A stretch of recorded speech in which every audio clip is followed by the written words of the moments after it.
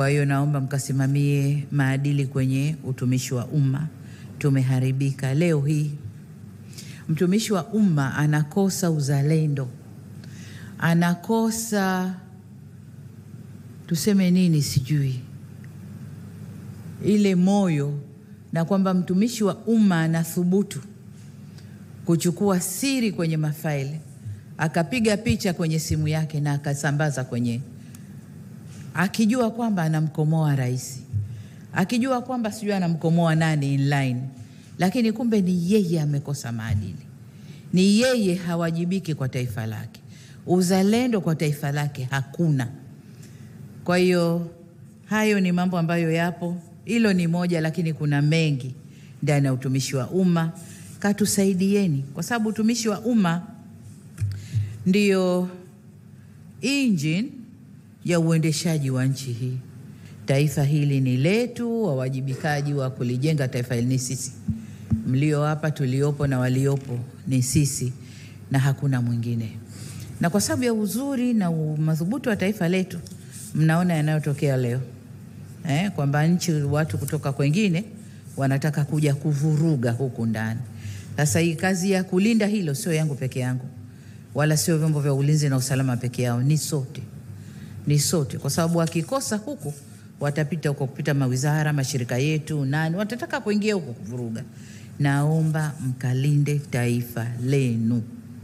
Hii ndio rasilimali yetu tulioachiwa, hatuna nyingine, nendeni kailindeni. Ndugu Lazaro Jacob Twange, uliyekuwa DC, ulikuwa Ubungo. Haya, lakini nimetizama CV yako nikaona ulishapita kwenye mashirika ya umma. Na unajua mashirika ya umma yanavyoendeshwa. Nimekupeleka kwenye shirika ambalo ni security ya nchi yetu. Na hii ni baada ya mchujo mkubwa. Kuangalia loyalty, kuangalia uwajibikaji, experience na mambo yote. Umeibuka kwamba unaweza kushika shirika hili. Shirika hili kama nilivyokuambia ni security ya nchi, kwa sababu umeme ndani ya nchi yetu ndio kila kitu. Chukulia mfano, umeme uzimwe sio maeneo ya uchumi, maeneo ya wananchi tu. Wakose umeme siku 2 siku 3, kelele ya kisiasa itakayopigwa hapo. Lakini sasa chukulia upande wa pili wa maeneo ya uchumi. Umeme ukikosekana, ina maana uchumi wa nchi unakwenda kuzorota. Tumefanya jitihada kubwa kama serikali ya kuweka uzalishaji wa umeme kwenye vyanzo kadhaa. Tuna chanzo kikubwa Julius Nyerere Hydropower, na ile ndiyo roho yetu kama nchi. Pamoja na kwamba 60% so far, tuseme imeshuka sasa baada ya Julius Nyerere kuzalisha. Lakini huko nyuma ilikuwa 60%, sasa tuseme labda 40% ya umeme wote wa nchi hii unatokana na gesi. Kwa hiyo 60% utatokana sasa na vyanzo vingine baada ya Julius Nyerere kuanza kazi. Ni kuombe sana, tuna umeme wa kutosha. Chalinze pale tunaingiza umeme wa kutosha.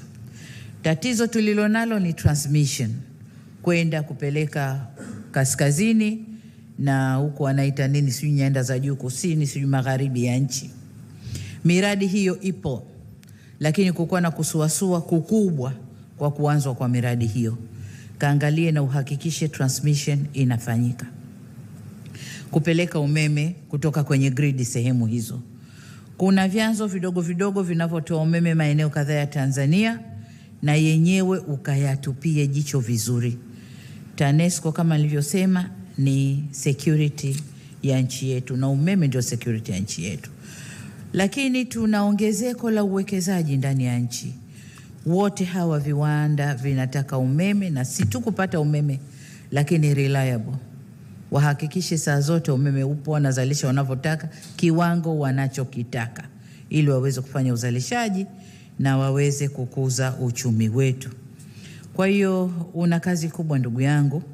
Lakini tunapokwenda mbele tunaangalia renewable sources of energy. Ni kazi ya wizara kisera, lakini ni kazi yako katika utekelezaji. Kwa hiyo other renewable sources of energy, mara nyingi sijui tunaita nishati jadidifu. Tunashughulika na sola, jua, upepo na mambo mengine.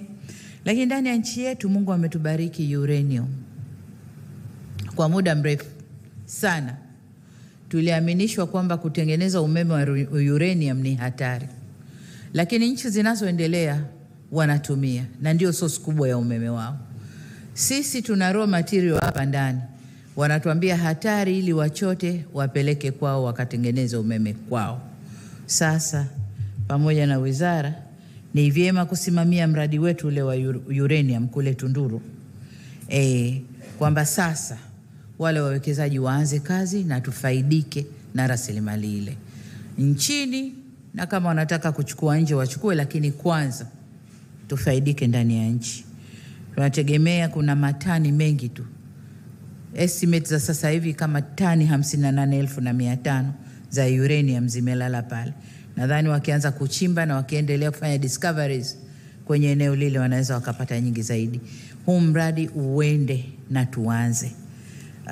Umeme wa nyuklia kama wao wanautumia, tunaweza tukautumia na tukawa na umeme wa kutosha, wa kututosha nchini, lakini na kuuza nchi jirani kama tunavyotaka kuuza sasa kwa Zambia, lakini nasi tunanunua kutoka Ethiopia.